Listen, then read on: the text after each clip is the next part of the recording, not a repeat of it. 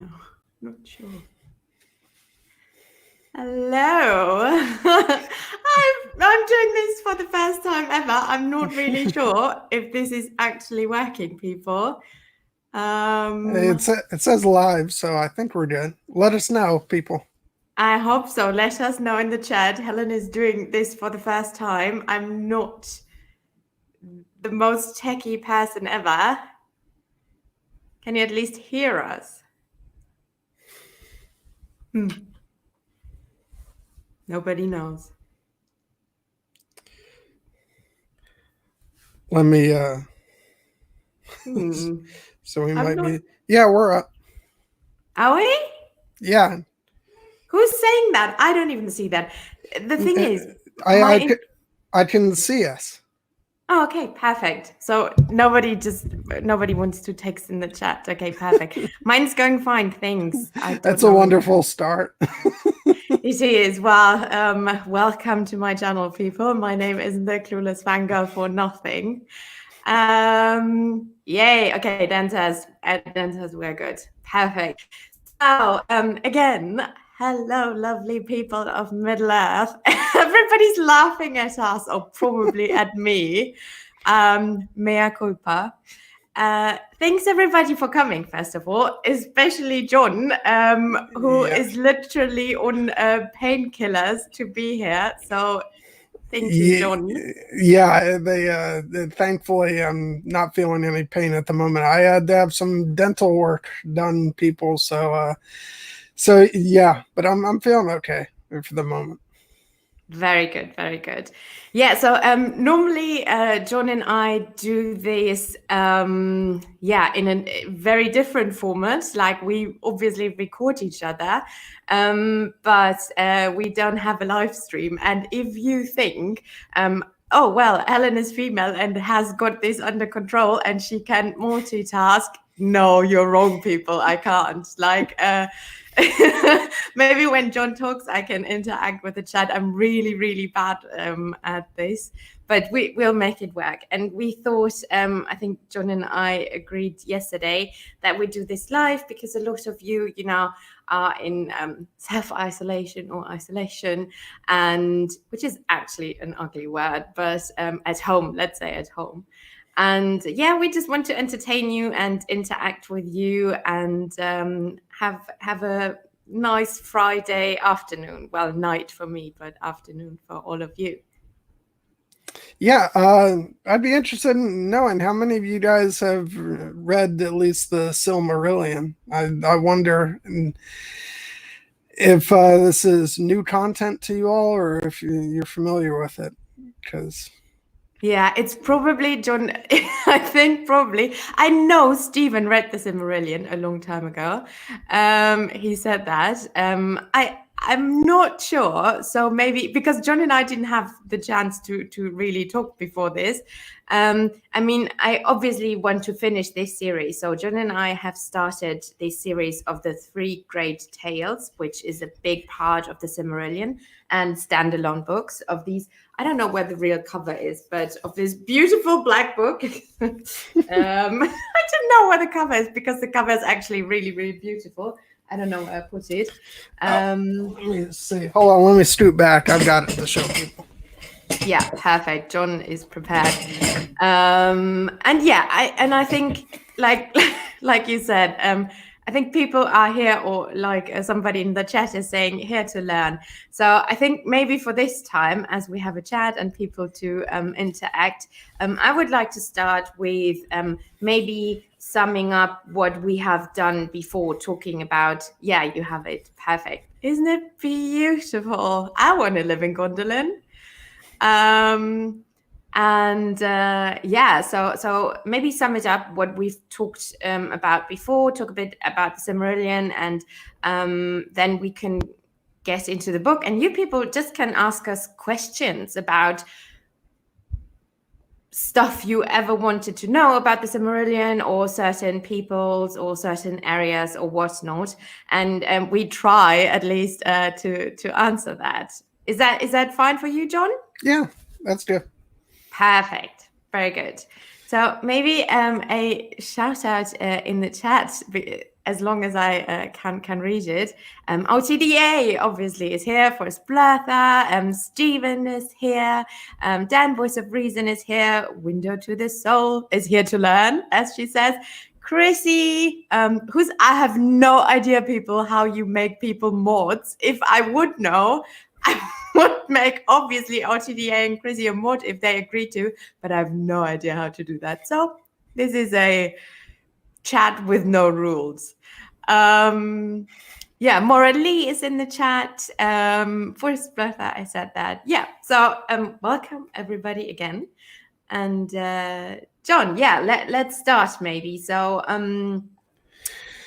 well, maybe I was going to say this is an interesting one because there's a couple different ways you could start talking about the Fall of Gondolin, because we have different versions of the story in which the main character Tuar is actually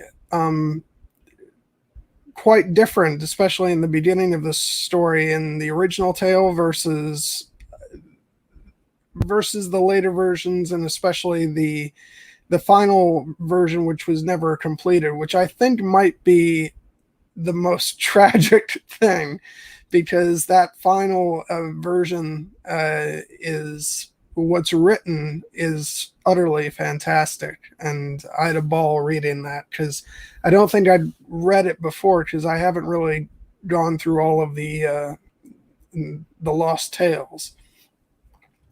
Yeah. But I think the version that would be known to people who have read the Silmarillion would be that Tuar is the son of oh God, help me out.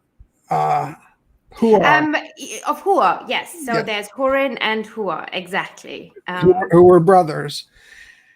And there's a lot of overlap in this story, especially in the beginning, between the tale of Tuar and the tale of Turin, who is Hurin's son.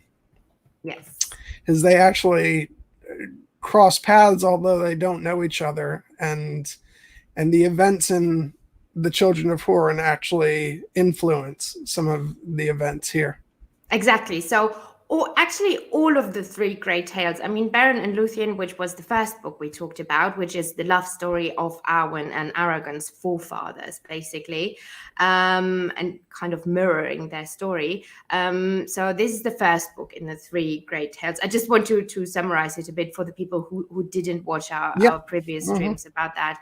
And as you said, there are three great houses of men in the Silmarillion, and later in the Lord of the Rings, you know of this Númenóreans, and Strider Aragorn is a descendant of the last Númenórean of Númenórean kings of that line. And the two people you mentioned, Hurin and Huar. So Hurin is the father of the main protagonist in the second book, the well-known and tragic anti-hero of men, Turin Turamba.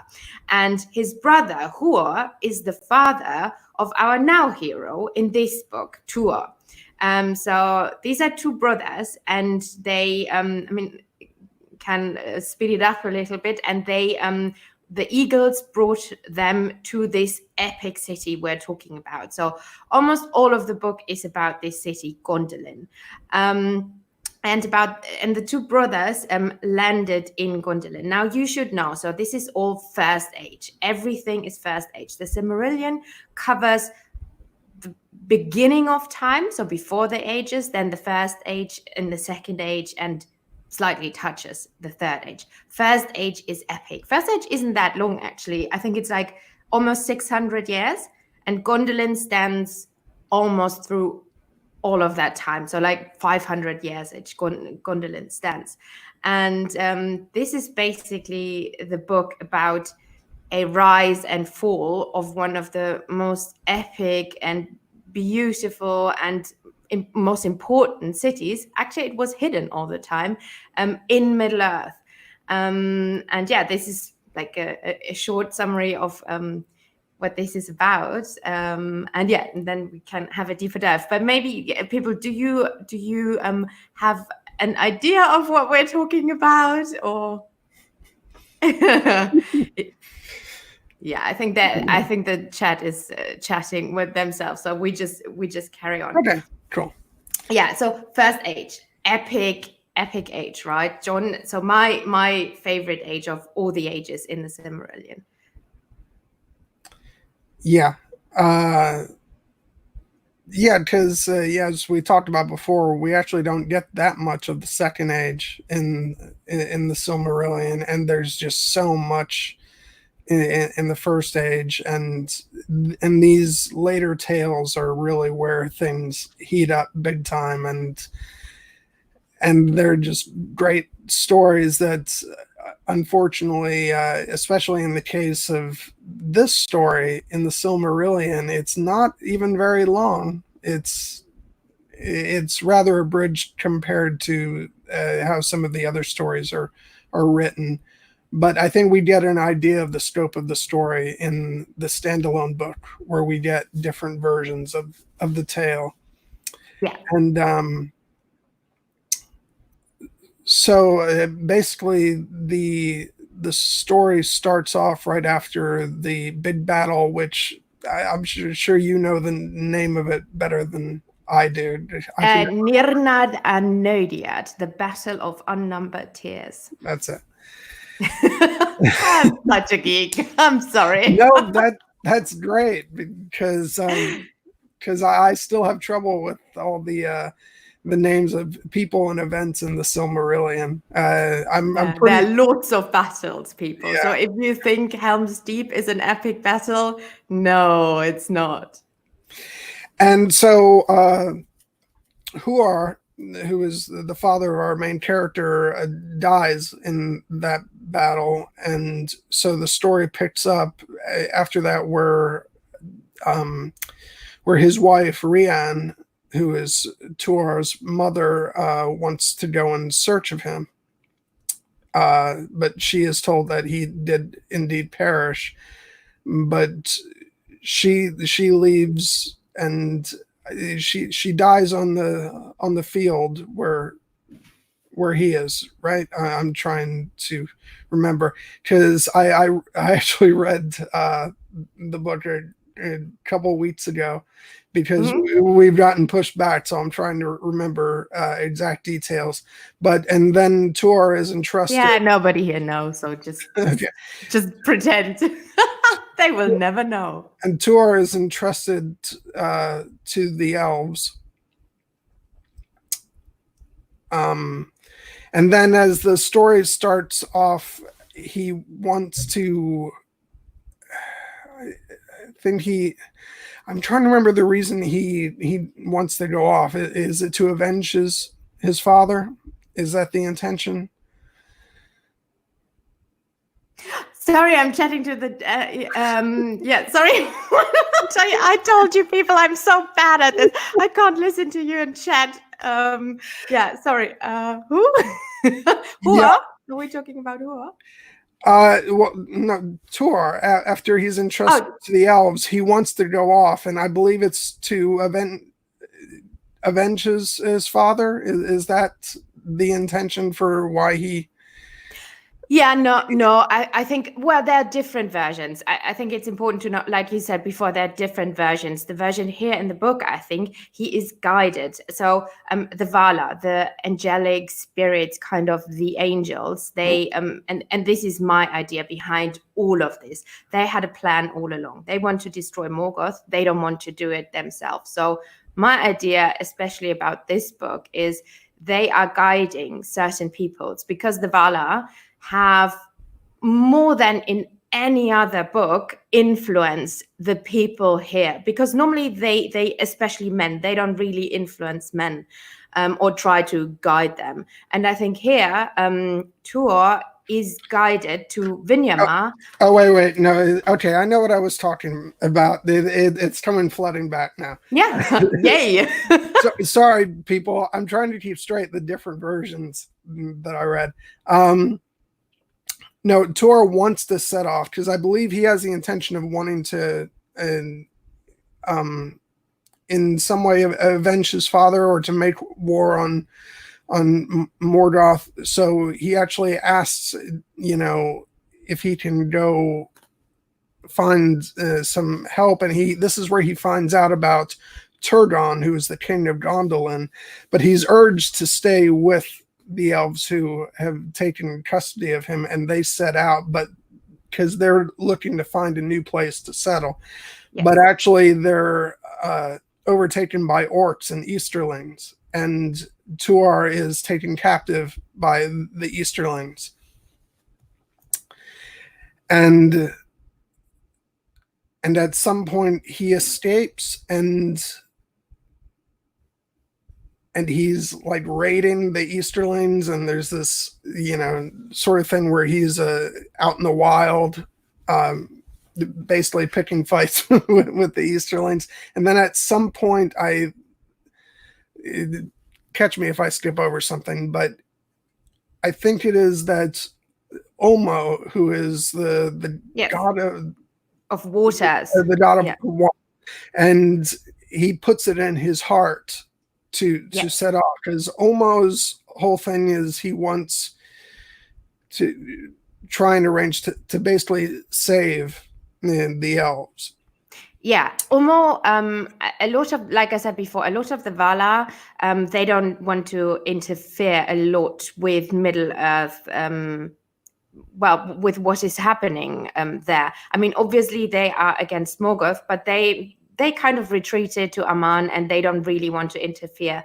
And I mean, there's still Manwë's curse going on. He cursed the Noldor, so the elves, a big part of the elves that went from Valinor to Middle-earth.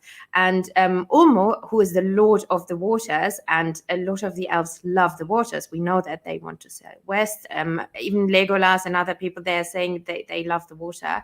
And he's like the Lord of the Waters. And he loves men, and he loves the elves especially. Actually, he loves the Teleri, who are the elves who live close to the waters and the havens. But obviously he has a thing for all elves, and he wants to help them. So yes, this was his plan. And you must know that even before that, when Turgon, the king of Gondolin, and his cousin Finrod, they had a dream given by Ulmo, that they needed to found a city, to each one a city, to fight against, to build a stronghold against the evil, against Morgoth. So Sauron's big boss, actually. So he gave them these dreams, same like he gave Tuor the men, and he gave them the dream to build this city. So before Turgon built Gondolin, because he gave him the idea, and he gave him the idea where to build it. So it is hidden. Yeah. So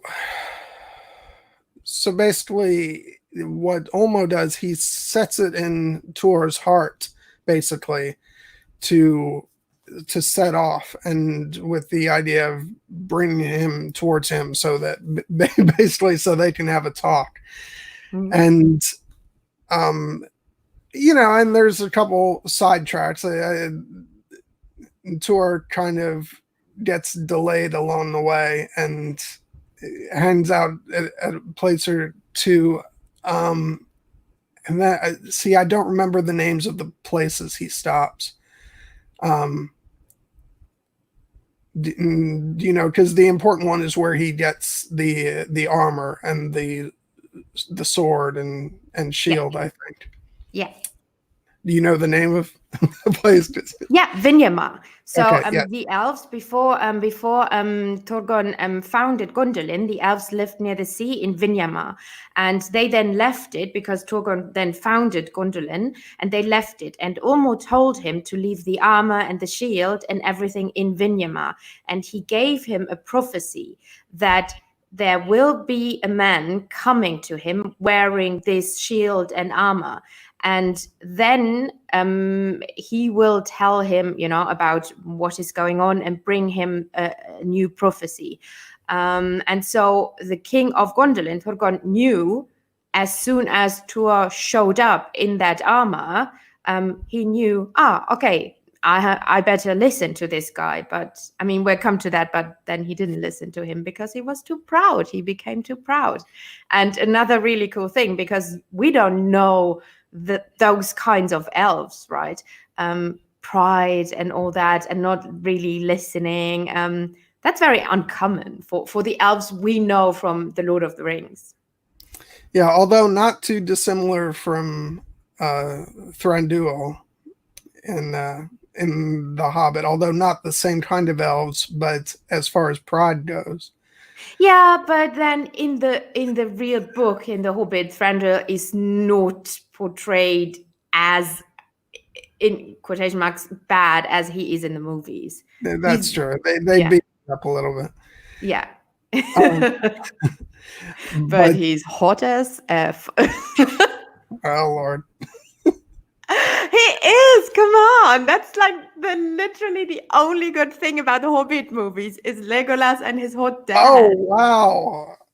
Throwing it down.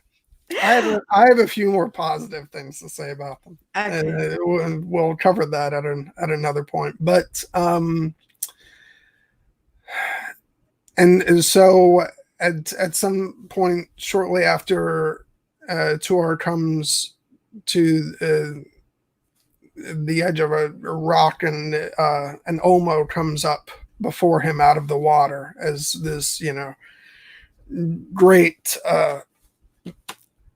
Let me actually, a picture would destroy. I don't even know if you guys can see this, but that's Olmo, and down there is Tuor. So to give you an idea. Mm-hmm. And it's a pretty impressive scene, and this again is where the later version of the story is so well written, because they have a great exchange here talking about what Olmo wants Tuor to do, and some of it he doesn't even really tell him. It's like, you're going to know when the time comes. And so when it gets to that point, there's several points in the story where Tuor is saying things that he previously had no knowledge of. So it's as though Olmo is speaking through him. And so Olmo, tells him that he wants basically to go to Gondolin and to urge Turgon to leave Gondolin and save his people by it's to return to the west, correct? That's what he wants him to do. Yep. Yes. And so he sends Tuor on this mission, but very shortly after, the one who's going to deliver him to Gondolin washes up on the shore, basically, and the character's name is, I know it, but it's Voronwe. Yep. Yeah. And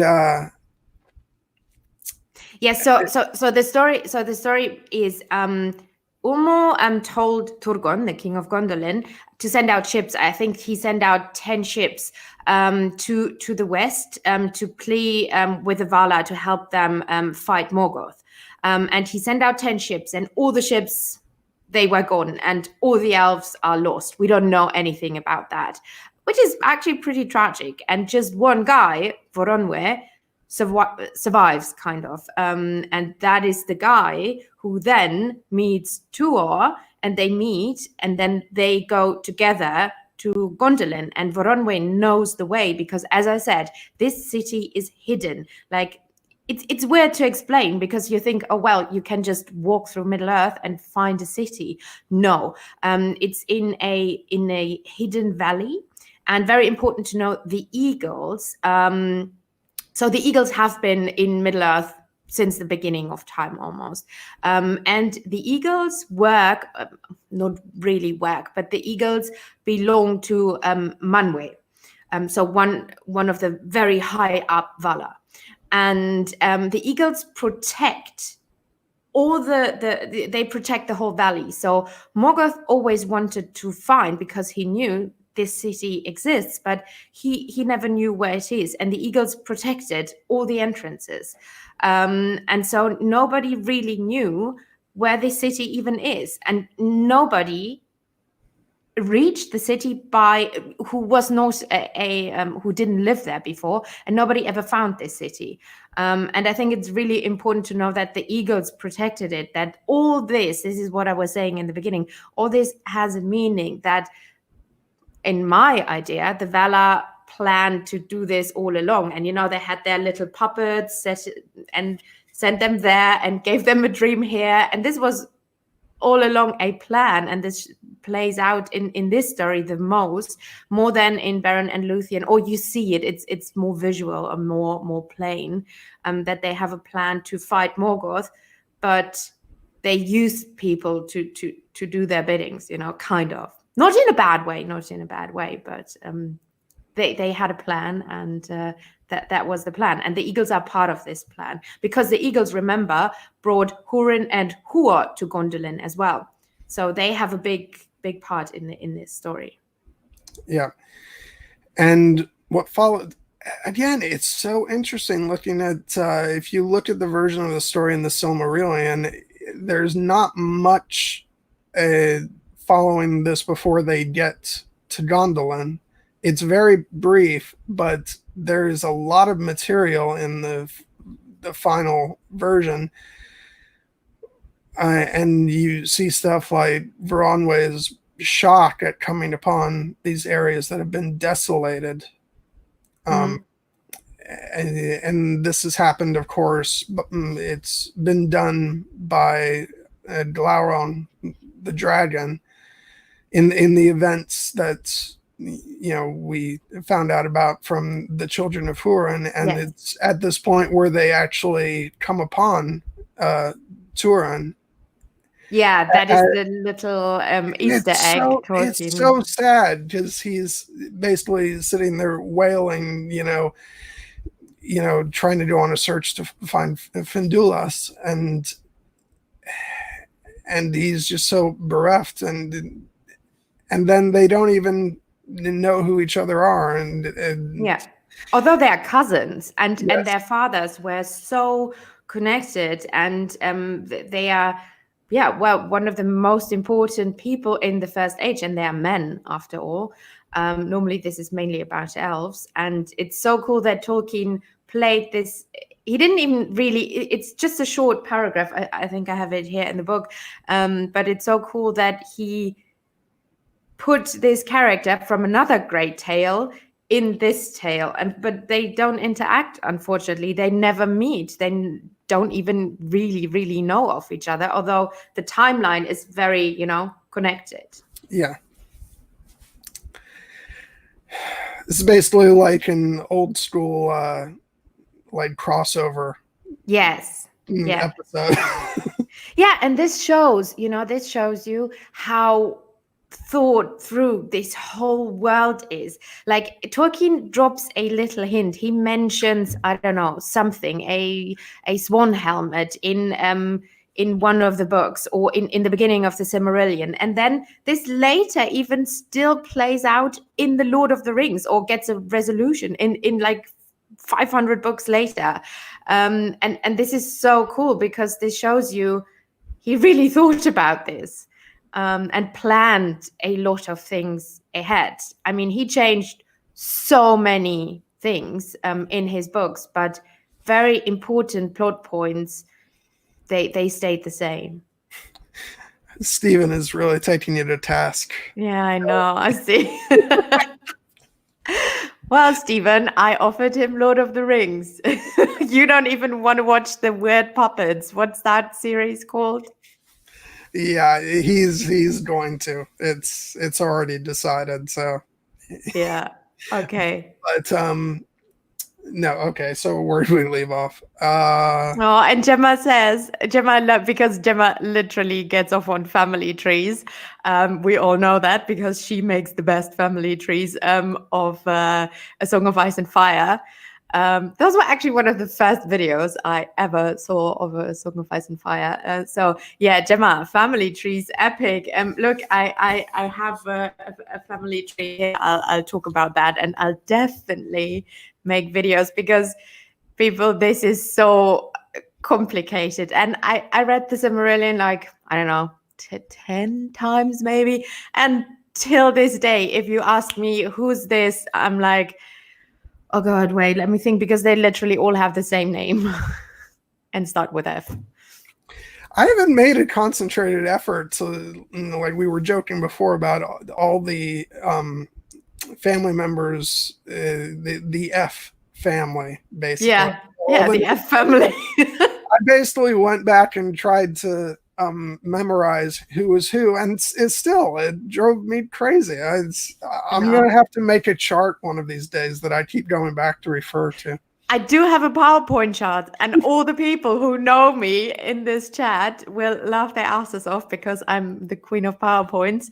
And yeah, I made a PowerPoint chart for the elf tribes, the three main tribes and the three main families, and one of the kings of Numenor, which is like this long. But yeah, it's good to, and you can copy this, or I can make a PDF and send it out if anybody's interested, because the ones I found online are not really good and detailed. So yeah. But just so we don't get too far off track, let's. What? You know me, I miss chaos. But so they do approach Gondolin, and I actually part of this I found kind of humorous because again in the Silmarillion story it just says they pass through the gates, and then in the final version we get basically an account of each gate that they pass through. Mm-hmm. And we get, it's so detailed, it's insane. Yeah. Until finally they pass through the final gate, and so it's seven gates to get to Gondolin, and they're all beautiful marble shell, and they all have their own guards, and the guards have their the fitting and matching armor and all that. It's really cool and very detailed, like you said. Yeah. And then they finally pass through all the gates and come before the city, and it's at this point that Tuor discards his cloak, and the guards all see him in the armor and weapons that he picked up along the way that were left by Turgon. And it's at this point that they don't doubt his words, that he has truly been sent by Olmo. And it's kind of a powerful moment, and that's the moment that ends the final version of the story. That's where it stops, and I knew that's where it was going to end because I had skipped ahead. But when I got to that point, I'm like, no, why didn't you continue on with the story? But we do know what carries on after that, because earlier versions of the story went to the end, just in a different. They're just different, but after they arrive at the city, he's basically taken before Turgon, the king, and normally you must know nobody is allowed to come to this city. So this is kind of a death sentence, actually. And if you remember, there are lots of this is mirrored a lot of times. If you remember, oh God, what's his name? Frodo and Sam and Gollum going to, when they're in Ithilien in the Lord of the Rings, and they are near this secret sacred lake. It's also forbidden to go there. And Faramir catches them there and stuff like that. So, yeah.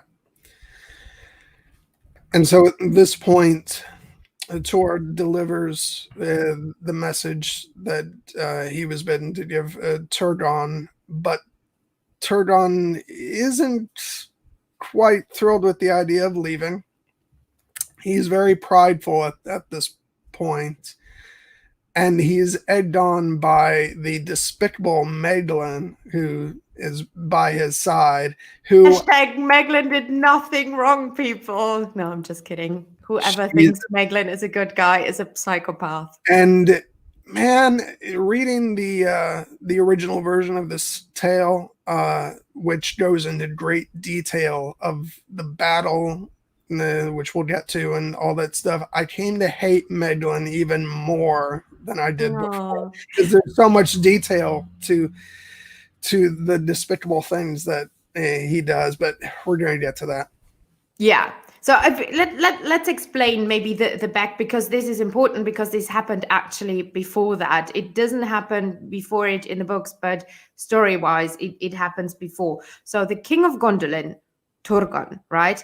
I explain what his family, because we are talking, Gemma is going crazy about family trees. So Turgon is so the High King of the Noldor, one of the first-born elves, is Finwë. And he's the father of Fëanor. We talked a lot about Fëanor before. And his wife died and he remarried. And he then had two sons, Fingolfin, who we know, he was the next High King, and then Finarfin. All the F people. So Finarfin had a lot of children. And Fingolfin had 3 children, Fingon, Turgon, and Aredel. And Fingon, we talked about him a bit. Very, very tragic death in the battle of Unnumbered Tears. He fought Gothmog, died, killed by Gothmog. And Turgon, the new now High King of the Noldor, after Fingolfin died, and his sister Aredel, they live in Gondolin. So him and his sister live in Gondolin. His brother died in this battle of Unnumbered Tears before. And just a short excursion to Finarfin, the second son of the High King of the Noldor. He is the father of Galadriel. Just so you have this in mind, how these people are all related. So the High King of Gondolin, of the Noldor, and the King of Gondolin is the cousin of Galadriel, and his sister and him, they live in Gondolin. Just so you understand about what are these people talking about. Yeah, okay.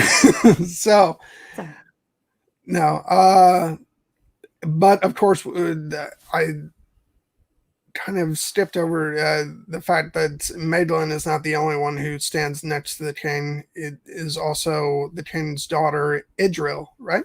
That's her name.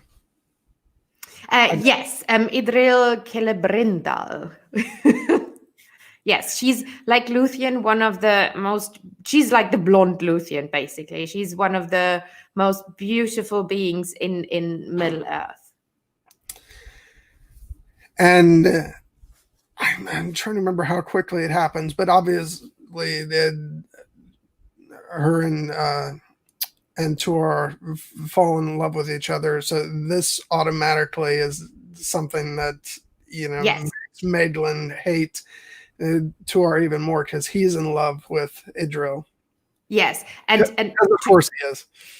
And exactly, and Meglin, to explain who Meglin is now. So Turgon's sister, Aredel, the White Lady of the Noldor, she actually had black hair, I think it's described, but she always wore white. So she hated kind of this, which I can understand, prison, which Gondolin was. It's a beautiful city, but there were so many rules, and she couldn't actually leave because it's forbidden to come in and forbidden to go out. And so after many, many years, I think it was 350 years-ish, she felt like she needed to leave the city. She was kind of an explorer, and she was actually a really cool chick. and she wanted to leave the city, and her brother allowed her to leave the city. And she wandered around, and she came to a forest. And now this story is interwoven with the children of Hurin a lot. She came to a forest of Nan Elmoth, and there lived the dark smith Eol. He was a dark elf. Now, this is very controversial. We talked about it before. Where we said that dark elf doesn't mean that they're bad, but in the case of this particular dark elf, exactly. Yeah, you know, exactly. Exactly. So dark actually means they haven't seen the light of the two trees in Valinor. But in this case, like you say, he was not a good person, and not a good elf. And the concept of evil elves is very unknown to the people who, like Eol and his son Meglin, to the people who just know Lord of the Rings. Because yes, people, there are evil elves, and it's epic. And okay, so Eol, this smith living in the forest, he basically was a kind of vampire elf because he didn't like the light. He hid in his kind of cave. It wasn't a cave, but his mini kingdom in the forest. And he was a smith working for Lúthien's father, for King Thingol, and he let him live in the forest and be a smith. He was actually really close to the dwarves as well, and he made these epic swords, you know, the sword from the meteorite and everything. We talked about that. George R. Martin is heavily influenced by him and by the swords he created, and we talked about that in our last stream of the Black Sword, of Children of Hurin. And so he fell in love with this white lady of the Noldor, but he was a Sindarin, and he hated the Noldor. He blamed them for all the evil that was now in Middle-earth and Morgoth, because Morgoth and the Noldor, you know, they fought all the time, and Eol blamed the Noldor, and therefore actually Aredel was a Noldor. She was the sister of the king of the Noldor, but he fell in love with her. But the way Tolkien portrays this love is very weird, and it doesn't look, to me, I don't know how you feel about it, but when I read it, it doesn't feel natural. And I was never sure because he trapped her in the forest. Yeah. And, you know, it was not normally elves mate for life. They met their partner, then they have a few children, and they're forever together. The end. And this is very, very different. And I always had the feeling that he trapped her there, and he kind of, well, it was like an enchantment of her, but not in a good way. And she stayed with him. They had a son, which is Meglin. This is the evil guy we're talking about. And she fell out of love with him, which is also super uncommon. Oh my God, some German friends of mine are in the chat. Yay. Hi Rafa, and I think Marcel is also in the chat. Yay. Leave a like. Is it any wonder that Meglin turns out to be kind of screwed up in that respect? I until some of his later actions, I feel like this little bit of sympathy for him just because of what his upbringing must have been like. But then, you know, we'll talk about the things he does later on, which are so. Yeah.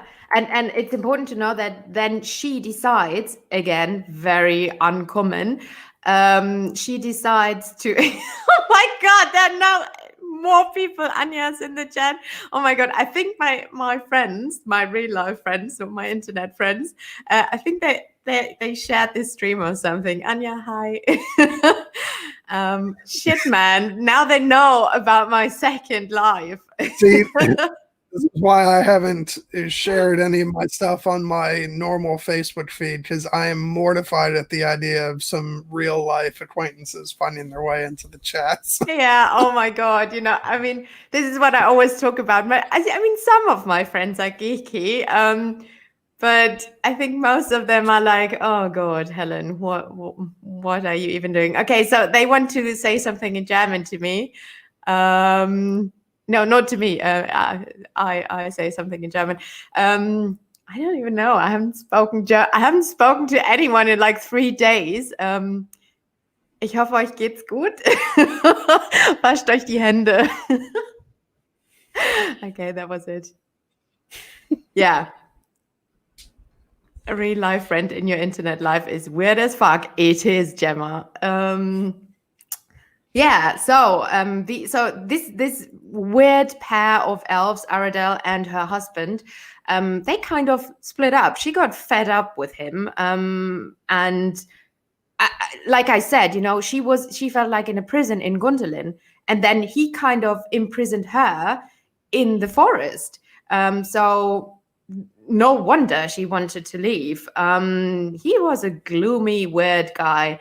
So somebody like her, she was like an explorer and everything. She didn't want to stay, and she always told her son the stories of Gondolin, Meglin, and so they decided one day when he was away on some, I don't know, some dwarf's feast or something, they decided to leave the place and go to her brother. She wanted to go back to Gondolin and show her son this side of the family and the heritage of the Noldor, because Eol never allowed that.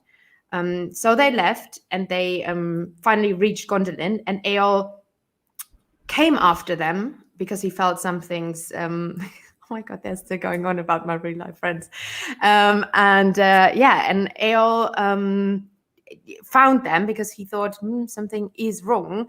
And they all reached Gondolin. And obviously she was the sister of the king. She could, because it was forbidden to enter the city, blah, blah, blah. But obviously she and her son could, because they were kin. They could pass and enter the city. But when Eol came, it all got bad. And this is actually when the downfall of Gondolin started. Would you agree? Yeah, it's funny because I just kept thinking about when he comes in, because I'm trying to remember the scene, how it goes, but doesn't he act like he's got that he acts like he's in a stronger position than he actually is when he shows up? Because doesn't he insist that they come back with him, or something to that effect? I don't remember exactly. No, we're not talking about Batman, Rafa. Sorry, can you repeat it? Not multitasking. Oh my God, this stream is going to, like, literally, what are we even doing? Now Gemma's talking about that I literally seen her naked. What is, like, people, come on, focus. This is about Tolkien. Gemma, stop trolling the people in here. Oh God. Yeah, what did you say? What did you say? Hey, at least we're entertaining the people. I mean, some of them have Stockholm syndrome by now. They're like, hey, let me watch 2 train wrecks, or 1 train wreck and 1 guy on the internet. Oh my God. No, I was just commenting about, are you paying attention now? Yeah. Okay. Maybe. No, just when Eol shows up, he kind of acts like he's in a stronger position than he actually is. Because he's come into his wife's, brother's kingdom, Yeah, and he's demanding his wife and his son, but he's not really in a position to demand anything at that point. Yeah. And his life is actually in danger at that point, and I don't think he realizes to what extent. And he's spared at the behest of his wife. Doesn't she ask the king to spare him? Which I can't even contemplate why she would do. Yeah, because I mean, after all, he was her husband. She was not a bad person. But before all that, he made an epic speech about how evil the Noldor are, and that he's basically cursing them all and blaming them all. And then Tuor gave him the choice of staying in the city, or, well, kind of the rule was you can't leave the city, or being killed. And he then said, I think, how was it?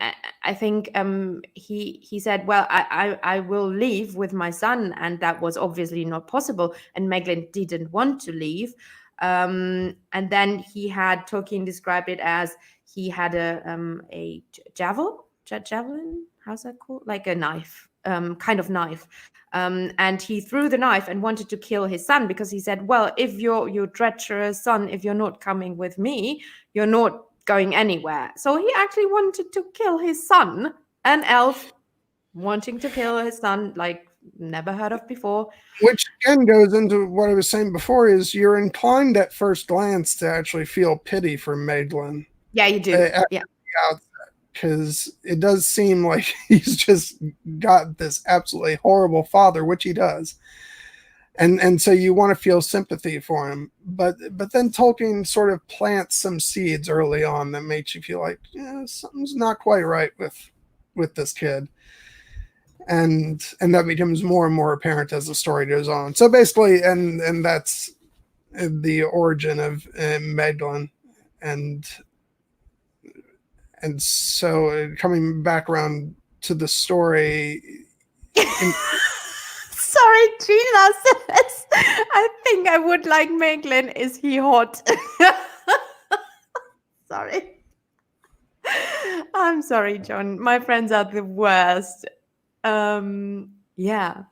So that was the story. But we need to say we need to say that the mother, she got in front of Maeglin and was then hit by the knife. And elves are healers, and she got healed. But what they didn't know, he sounds perfect. Yeah, he is. And what they didn't know, that the knife was poisoned, so she died in the night. And then obviously the king was not amused. His sister died, and he killed Eol. And again, never seen before that an elf puts an elf kills an elf by judgment. I mean, elves kill elves in fights, in wars, like all the Fëanor stories, but not by an execution. This was basically an execution. It was like on a pirate ship. He had to stand on one of the pillars of the city, or like a city wall, and they threw him off that wall, and he died. And this is very, very uncommon in Tolkien, and I don't think it happened again. Actually, I don't know. Maybe you can correct me. No, and I think you're right. But it's interesting that you're referring back to older stories, because sort of next, we're also going to refer back to the children of Hurin again, because while all this is going on, and Tuor actually stays in Gondolin, but his words are not being heeded, because Maeglin counsels the king to not listen, and it's kind of what Turdon wants to do anyway. So he's in agreement. But around the time that all this is going on, nobody knows that Hurin, who has been released by Morgoth, is actually now, unintentionally dooming them all, because he's out in the wilderness, and we know from the end of the story that he eventually comes to find his wife Morwen at the gravesite of their children. Before that, he tries to actually reach Gondolin, and he cries out, and he actually gives away not the exact location, but Morgoth is able to figure out the general area where the city probably is. So yeah, and this is important to know because wait. This is important to know because Morgoth knew from a prophecy that his downfall would come out of Gondolin. So obviously, he wanted to find Gondolin and know where Gondolin is to destroy it. Yeah. So, but this is unbeknownst to the people in the city. And so all the while, they're carrying on, and Turgon actually makes it so that nobody leaves the city. He figures he's going to dig in rather than do what Olmo counsels him to do, which is be to leave the city and sail back into the west. He figures he's going to basically hunker down in the city, and if nobody leaves and nobody comes in, then they're going to be fine. Yeah, well, does this ring a bell, people? This is a bit like now. Nobody's listening to the prophecies and the dooms, and everybody is partying like there's no tomorrow. Yeah, so, sounds a bit familiar to our situation, doesn't it? And but interestingly, Idril has kind of a bad feeling about what's going on. So she actually starts working on a secret passageway that would lead out of the city, but nobody else really knows about this except for the people she trusts to basically work on it. And Meglin, it definitely isn't told this because nobody trusts Meglin except for the king. No, yeah, no. Meglin actually, in the beginning, it is said he had a lot of followers because he was a good, he was a good craftsman, and he before Tuor, this was all before the men Tuor came, but he had the ear of the king, and nothing. He didn't really do bad deeds before that. Yeah, but Idril has bad feelings about him. You just say it's kind of a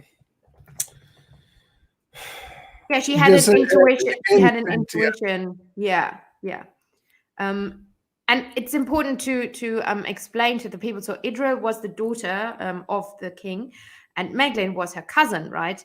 And he fell as soon as he came to the city. He fell in love with her. And sorry, I mean these people in the chat. Shut the fuck up, Rafa. Yeah, so they were he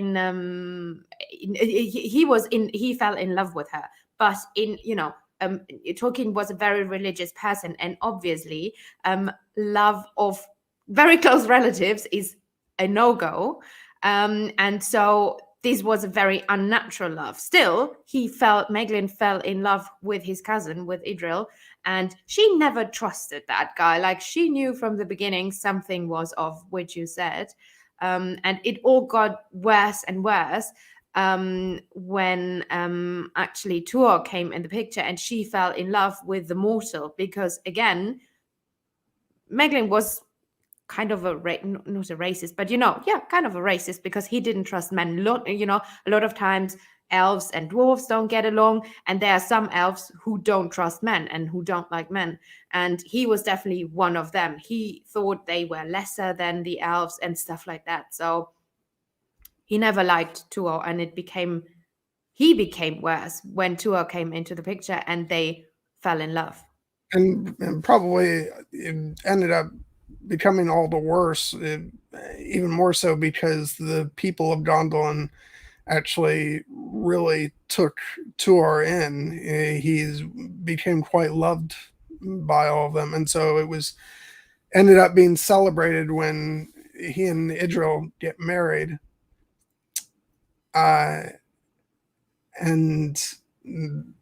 it's the second union of elves and men after Beren and Luthien. Yes. And they have a child whose name is Arendil, who, for any of you who might not be as well versed in these stories, but if you remember in The Lord of the Rings, Galadriel gives Frodo uh, a light, which is the light of Arendelle, and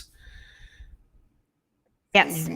which, we could go into talking all about the light that's contained therein, but that comes into a later story and not this one. Yeah, but Eärendil is a very important their child, so the child of a mortal and a human, just like the child of Beren and Luthien. It is very important in the story. So he was half elven, half man, and it's very important to know that Tolkien. So this overall, this is the Fall of Gondolin is the first story on anything Lord of the Ring or Middle Earth related Tolkien ever thought of, which is super interesting, and even wrote. There are different versions that he wrote it while he was in the trenches, and we don't really know about the time. It's also like in the books you can read there are different versions of when he started it, but it was his first story, the first story he had in mind about this whole world. So you can see how important this city even is, because everything is then built around this. So this was the foundation. This book and this story is actually the foundation of everything Middle Earth we have. And I think this is super, super important. And Eärendil, that name and the story of Eärendil the Mariner, he became a mariner later, is a very interesting story, because Tolkien, many names are from, North mythology, like Gandalf, some of the dwarven names. They are one-on-one names from North mythology. But Eärendil was a mariner. The writing was a bit different, but he was a mariner in an old Anglo-Saxon but also religious Christian poem. And he also used that name, and he said from that story he also spun the story further. And the very sad thing is that Eärendil's story, although it is for me one of the most important one, because Eärendil shows up in the end again. We talked about the doomsday and everything, and who defeated Morgoth, who helped defeated Morgoth, who got the Valar in the game, who is there in the end to fight again, whose spaceship, is guiding who's at the void, helping that Morgoth can never escape again and never can return. It's Eärendil. So he's so important and to this story, but his story is just a fragment, and unfortunately he never really finished it. So it's actually really sad, because he was important to Tolkien, but he never could finish it in his time. Yeah.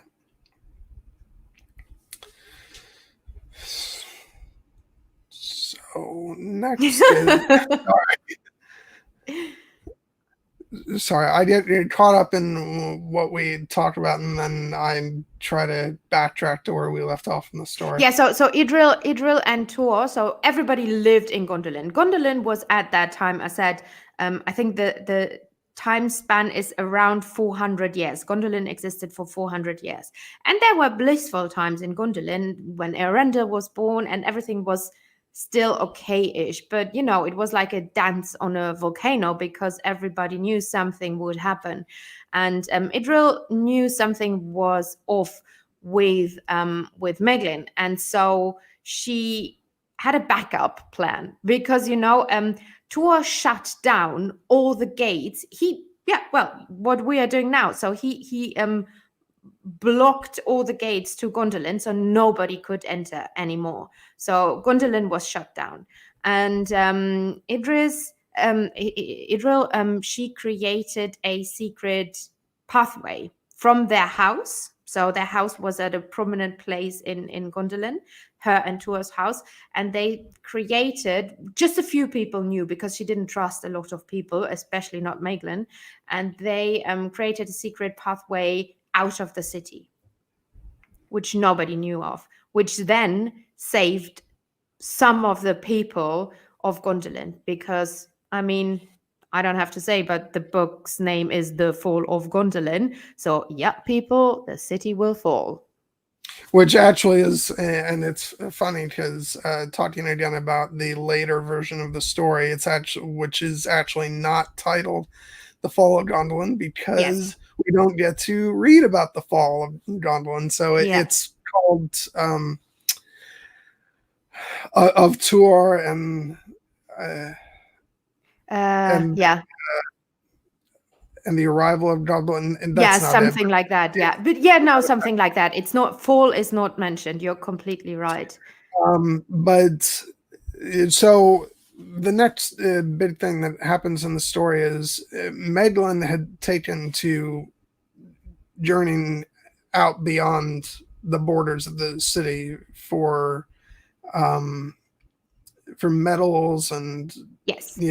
tons of different stuff, and he actually gets, and he doesn't tell anybody that he's doing this because it's against the law of the kingdom, Yeah. and he actually gets captured by orcs who bring him uh, before Morgoth, Yeah. and he folds. Um, Yeah. which in fairness, if you're brought before Morgoth alone, you can't necessarily blame somebody for weakening in that position, but it's remarked in the story that his betrayal comes all the easier because of his hatred for Tuar and his love of Idril. And so he tells Morgoth about the location of the kingdom of Gondolin, and this is the really despicable part for me, is that Morgoth sends him back to the city to basically prepare to help prepare the assault and lay the groundwork to make it easier, Yeah. and And he and promised that's him, that there still be a city. This is why he did it. He was not completely evil. He didn't want to kill thousands of people. But he promised him the girl and the city. That was it. yeah But how stupid are you to believe Morgoth? And there you also see, we talked about Hurin before. Hurin was captured by Morgoth, right? And Hurin never told anything to Morgoth. He was like, nah, I'm not going to tell you anything. And there you see the difference, how weak, or maybe not weak, but he had bad intentions, Meglin was, because he spilled it. I mean, he was tortured and everything, but he didn't say anything horrend, but Meglin did. So he's a traitor.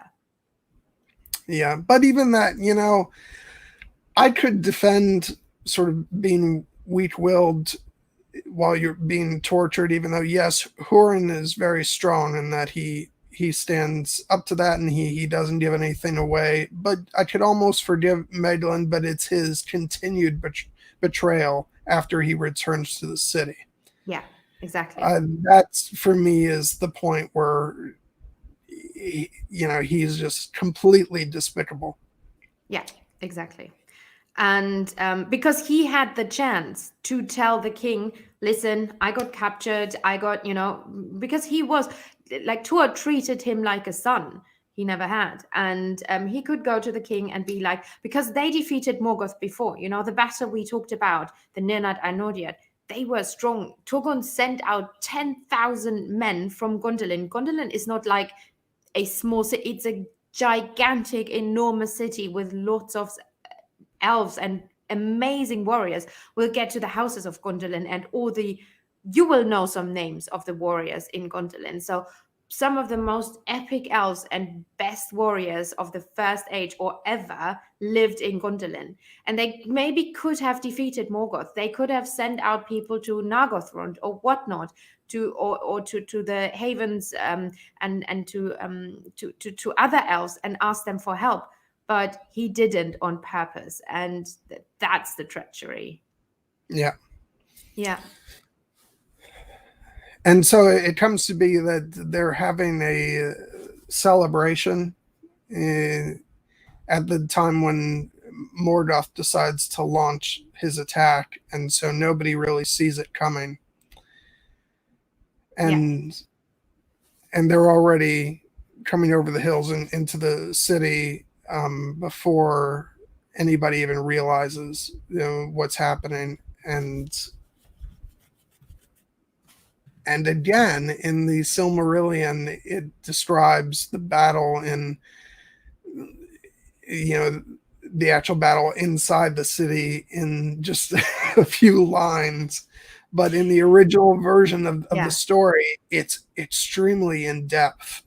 It is. And it's so sad that then he went back. And one super important note, I mean, we all know Tolkien was a soldier in the First World War, and he hated the war and what the war did to people. And, this time was, the scouring of the Shire and all that. And that shows how industrialization and war and everything changes our world and the people. And in this story, particularly for the first time, he really, really describes this war, actually very detailed, and also warfare, because for he never talked about the industrialization and the change of war. It was not men against men. It was in the original version. It was, he says, I think iron drakes, he calls it. But what is that? It's tanks. It's actually, Morgoth uses different techniques. He uses new warfare, like what happened in the First World War. And so these iron drakes are tanks. And, he has aircrafts with the dragons and with everything. That is basically warfare with airplanes and whatnot. He shows how cruel this war actually is. And it's interesting that he got back on that and erased all of that. And the then version of the Fall of Gondolin, because why is the book called the Fall of Gondolin? Yes, there's a prophecy and stuff leads to the fall and arrogant leaders and whatnot, but the real reason is a war that occurred in the city that led to the Fall of Gondolin. And then there's just a short passage. It's interesting why that happened. Well, in fairness, what happens is, because in the later version is actually a draft of what the Silmarillion would have been. There's a version of that after in the book. After the original tale, it's the Silmarillion version that he was working on, and so you can kind of understand why that's abridged. I suspect that just based on how the final version was being written, that we would have gotten all that big, expansive detail with the battle. Yes. Which again is why it's such a shame that it remained unfinished, because that would have been really amazing to read. But Yeah. as it is, we still have the original version, and I remember it's been a couple weeks now since I read it, but I remember being really taken aback by how much stuff was in there, and it's really quite. There's some stirring stuff in there, with sort of last stands and and all of that stuff, and but yeah, so I'm glad that we at least have that version, because there's too much good material to be skimmed over in just a few lines. But yeah, no. And I want to talk about, because I think a lot of you people are a Song of Ice and Fire people in here. And I think this is how we all met. And I think very important, he loves details. And this city was so important to him that he explained to us. And as I said before, normally you don't learn in Tolkien about society. There is no, children don't really go to school, maybe in the Shire a little bit, but normally you don't know what is Aragorn doing during the day. When he wakes up, does he have a coffee? What is his favorite church? All that stuff. And you also don't know a lot about society. Yes, about the human society a little bit, but not about the elves. So it is very cool that because in Gondolin there are 12 houses, and these 12 houses stand for certain parts of society. So let me explain to you in a mini short version. And I have to read this because I don't have everything on top of my head. And so there are 12 houses, and they stand for certain things, and they show how is this city not divided in a bad way, but yeah. Okay, so first is obviously the house of the king. So the head of that is Turgon. And then there is the house of the heavenly arch, which is Eglamoth. He's the head of that house. And important for you to know, people, all these houses have banners and flags and sigils, and it's actually really beautiful. And this is why I was mentioning the A Song of Ice and Fire, because I think for me, always in A Song of Ice and Fire, like the sigils and the story behind that, and who's the lord of this house, and what's their not claim, what's it called, John?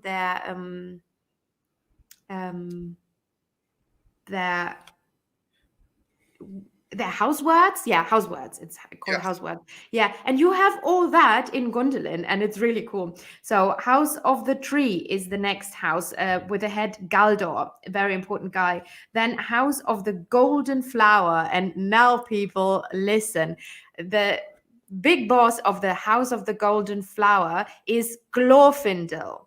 So yes, that Glorfindel from Lord of the Rings. So he actually, and this is part of this epic battle, he actually died in battling a Balrog, just like Gandalf did. And he died, unfortunately. But now you think, wait a moment, Glorfindel was in the Lord of the Rings. And Glorfindel in the, if you just know the movies, the part of Arwen, Arwen being in... you know, the part where they saved Frodo in the river and everything, that was actually Glorfindel. So Glorfindel had actually in the Lord of the Ring books a very big role. But how can he be there thousands of years later when he died? Because he went to Valinor, he went to Mandos Halls, and as one of the only people besides maybe Luthien, he was re-embodied, reincarnated. He was allowed to go because of all his good deeds. He was allowed to go back to Middle Earth and live again, live another life, and have another, because he had a purpose still. And so Glorfindel, epic battle in Gondolin, fighting the Balrogs and then dying. Then the fifth house was the House of the Fountain, which is Ixelion, one of the greatest warriors of Middle Earth of that time. I have a long list of videos I want to make. I want to make a video on him because people don't know much about him. I want to make a video on the main fighters and of Middle Earth you never heard of, maybe. And then there's the House of the Swallow. His name was Dwylin. Then there was the House of the Harp, and very important, we said Meglin had friends in Gondolin, and that was an evil house because the Salgand was the lord of that house, and he was friends with Meglin. So when the fall of Gondolin happened, he was with Meglin against Tuor and the king and everything. So he was evil. So the House of the Harp. I feel like they're the Slytherins. Yeah. Yeah. And then there was the House of the Mole. And who was the mole? I mean, speaking about foreshadowing with names, we talked about that the last time. That was Meglin's house, the House of the Mole. And then the House of the Pillar, Penlod, no idea. The House of the Tower of Snow, how epic. Then the House of the Wing, which was Tuor. And very important, his son then later has the flying ship, Vingelot, and he marries Elwing. So also foreshadowing. His wife is called Elwing, and the house is the House of the Wing. Okay, Tuor. So the man Tuor. And then the coolest house ever, people, the House of the Hammer of Wrath, and that was Rog, and he was, well, kind of a very strong guy. I mean, the house name says it all. And he was also heavily involved in the fighting of the Fall of Gondolin. And just, I mean, isn't that the coolest house name? The Hammer of Wrath. That's epic. Yeah, so people say we're frozen. Can you guys still see us? Are we still frozen? It looks like we're still moving on the stream that I'm watching on Yeah, here. I So think yeah. So maybe, Anna, maybe it's just your internet. I think all of Europe has internet problems right now because everybody's streaming Netflix or porn or something.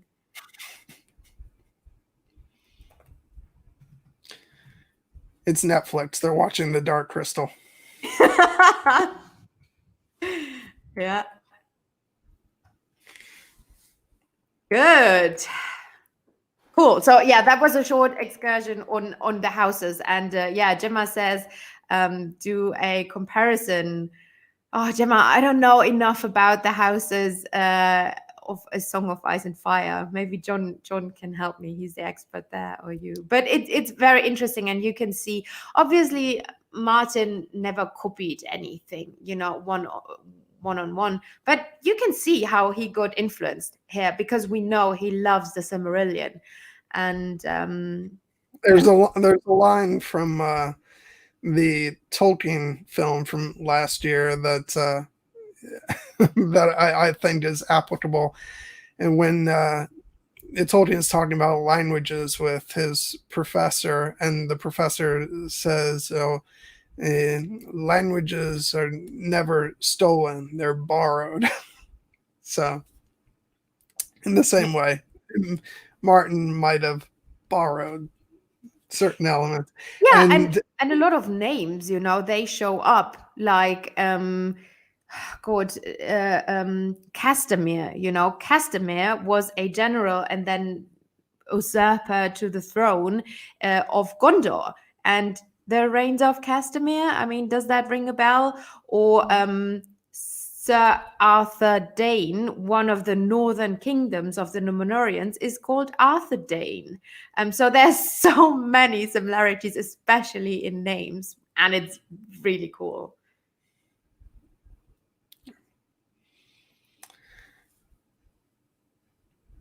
Yeah. So for Fall of Gondolin, it happened. Morgoth finally came there, and yeah, well, in the end, the king fell also in an epic battle. I think that his tower, because the tower of the king was like the main part of the city, like in the center, and I think the tower collapsed, and while him fighting, and he died in his own city he built. Yeah, and so, and then the remaining people are let out by Tuar and Idril. Oh, wait, no, hold on. We got to talk about one part that we kind of skipped over, which is the fight between Tuar and Medlin. Yes. Where Medlin actually grabs Erendil. And the small kid, he was 7 or something. Doesn't Erendil bite him or something? Yeah, I think so. I think he bite his hand or something. He was 7 at that time, so he was a child. Yeah, and then I don't remember the exactly what happens in the fight, but I believe that Tor throws him over a balcony or something, and he falls to his death. Yeah, which his father prophesied. Yeah. Which is awesome. So I'm sorry, Gina, but Medlin is not available anymore. Oh, Gina.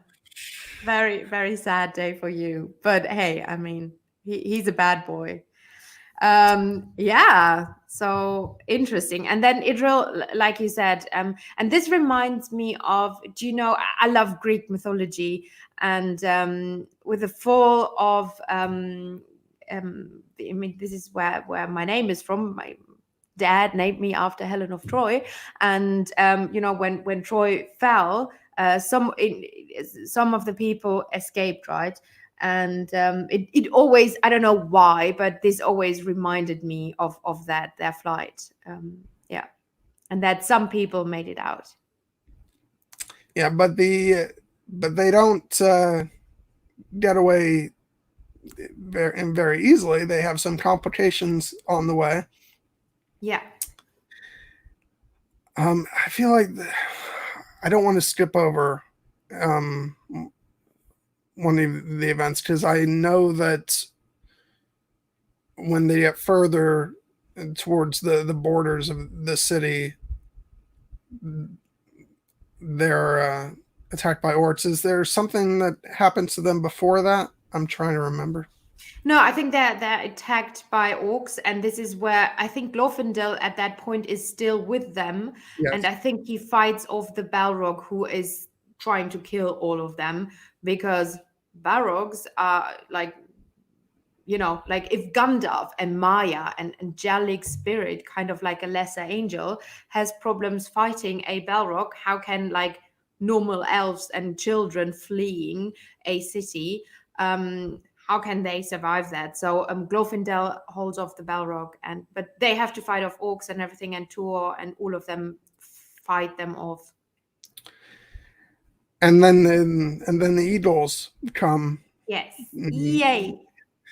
Which, what's great about this is you get so much context for the relationship of the eagles with sort of being protectors, which I think, especially in the film versions of Lord of the Rings, if you weren't already sort of in tune with the novels, it does kind of feel like the eagles just sort of come out of out of nowhere. Yes.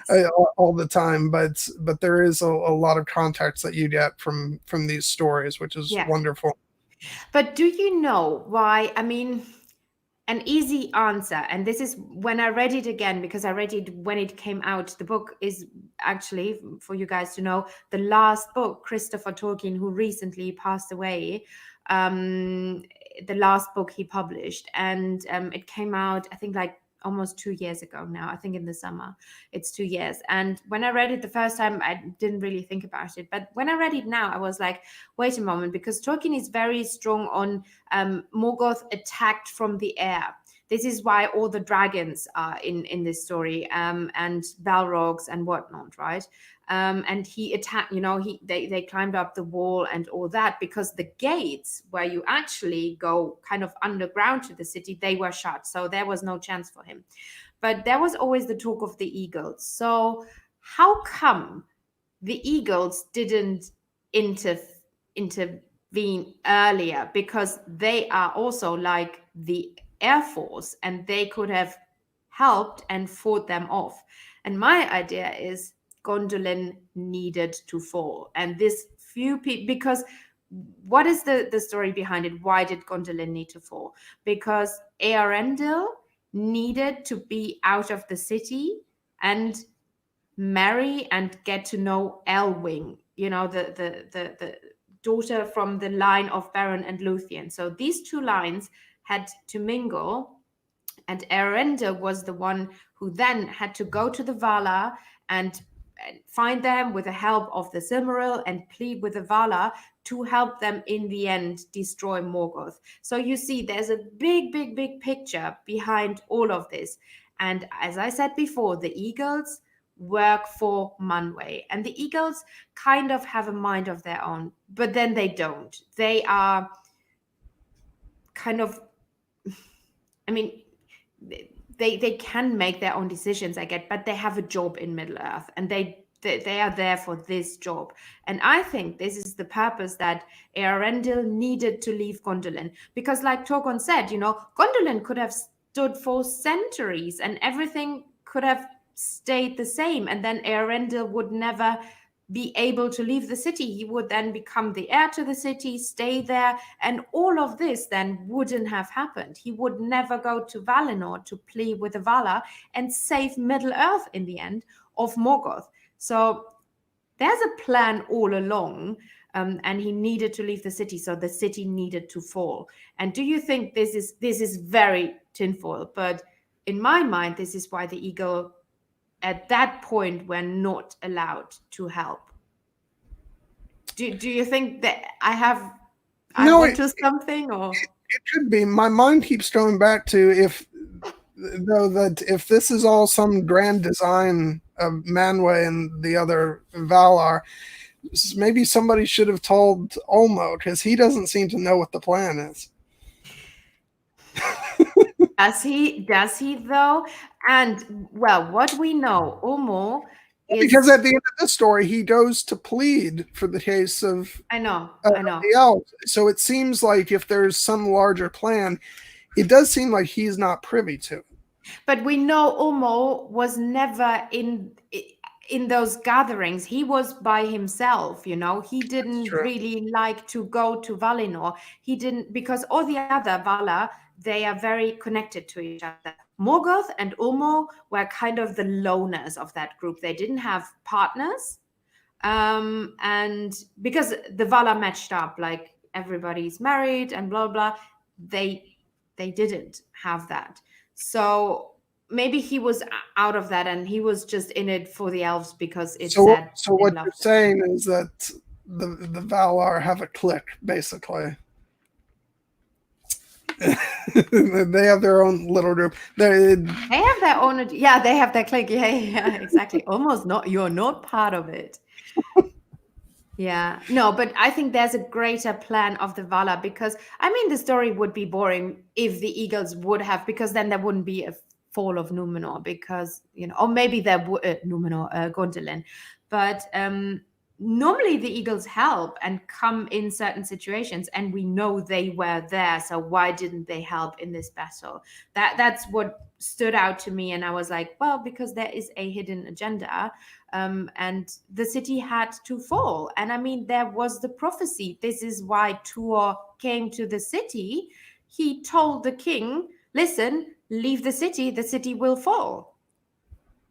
Yeah. And I mean, and you could also say that about the later events in which the Eagles play a part, but they don't take care of everything, which is in Lord of the Rings, where Yeah. perhaps it's ordained that certain things needed to happen, and Yes, you didn't have that happen if the Eagles just decide to exactly. quickly carry everybody over. But also the often cited reason, which is that the Eagles are not a Middle Earth taxi cab. Yeah. No, I know. Um, but yeah, that's a whole different conversation. Yeah, it is. So basically, they do escape thanks to Glorfindel valiantly battling the Balrog, which is just an epic scene, and the Eagles coming to help them fend off the orcs. And so they make it out, and Morgoth doesn't. He's not really aware that they've gotten away, so he doesn't. So that's why he doesn't immediately pursue them, and then he seems kind of uninterested. I don't think he realizes the importance that especially Arendelle is going to play. Otherwise, he might be a little bit more bothered by the fact that this group got away. Yeah, and he thought if the city fell, because in the prophecy didn't specify that, right? And he thought if the king fell and the city fell, he's good. But Yeah. no, it wasn't that. It was the grandson of the king, Earendil, who then later had the role and played an important role in Morgoth's downfall. So Oh, Morgoth didn't know. I might have already missed him, but just say bye, Stephen. Bye bye. Enjoy dinner. But Wash your hands. yes. But But so they escape, and where do they go to? I'm fuzzy on what oh, happened at the end. I forgot. Where did they go? Oh, they went to the havens of to some havens, I think, because that's where Arendelle meets Elwing. Yeah. Yeah. To where Círdan was. Yeah. Because Círdan is in the story as well. I think they went where Círdan was. Which, and I love that. I love that he's in the entire story, just like sort of, in short little pieces where he's sort of most of the time at the havens, and then he's at the very, very end of the story at the end of Lord of the Rings when they go to the Drea Havens. It's just, it brings everything kind of full circle. Yeah, and Círdan is a really interesting and cool character because he's the only elf with a beard, and we think that Círdan is one of the eldest elves alive. So he was one of the firstborn elves who awoke in Cuirevenin, and therefore really, really important. But he never went to Valinor and all that. And Círdan was one of the original holders of the 3 rings of the elves. He just gave his ring to Gandalf. So the ring Gandalf has was originally Círdan's ring. What's the name? Naya, I think. That was a ring of fire, I think, right? Yeah, I think so. Yeah. Yeah. Because I know Galadriel has the ring of adamant. I think it is. I forget what it. Nenya. Yeah. Yeah. So But this story ends with actually a rather romantic note where Tuar and Idril set off into the sea, and they're essentially never heard from again. They sail out of the story, and out of all the stories, but it's said that in future tales and stories that Tuar is counted among the Eldar, or yes, or the firstborn, the elves. Yeah. And so I think that's really rather cool that he was that beloved by the elves that they essentially take him as one of their own. Yeah. And well, again, this happens if your deeds are so good and yeah. So let me just say, Nicole, bye bye. Have a good night. Wash your hands. Yeah. So overall, now we talked about all the 3 books, John. So which of the books did you, not books, not the writing style. We're not talking about the writing styles now. What is, out of the 3 great tales of the Silmarillion, what is the story you enjoy most? I think I know the answer, but I still want to know. Okay. And why? Oh God, I don't know. I always put John on the spot. It's not fair. What does your heart say? Well, it's because I like them for such different reasons. And they are so different. This is a downfall of a city. The other one is the downfall of a family. The other one is a love story. It's so cool because all of them are so different.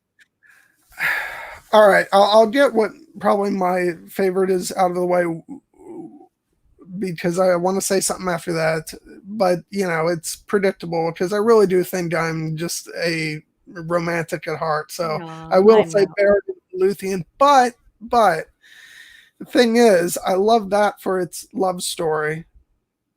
But then, I love the Children of Hurin because it's so dark and kind of messed up. Yep. And there's so much intricacy there. But then the Fall of Gondolin is this sort of great epic. It's an epic, basically, Yeah. and there's such tragedy in the overthrow of this city, and Yeah. so it's like there's reasons to love each of these stories Yeah. because they are each different, and I have a lot more love for the Fall of Gondolin now that I've read the standalone book Yes. Yeah. and gotten like the earlier version of the story because I think it's easy to not quite get how massive the story is just by the Yes. version that's in the Silmarillion because it's there's a lot of brevity there. But when you Yeah. read the original tale and you see the tragedy of the because there's moments during the battle where you're almost uplifted at times. Mhm. So and even knowing that the city was going to fall, you're kind of like, oh, in this moment things are going kind of good. Yeah. But then then it all goes downhill, and so yeah, I really loved reading this book, and it's a great story. But like I said, I'm a sucker for romance, so I'll go with Baron and Luthien. No, I knew you would say that. And I mean, I kind of agree. I love Baron and Luthien because, as I said, I love fairy tales.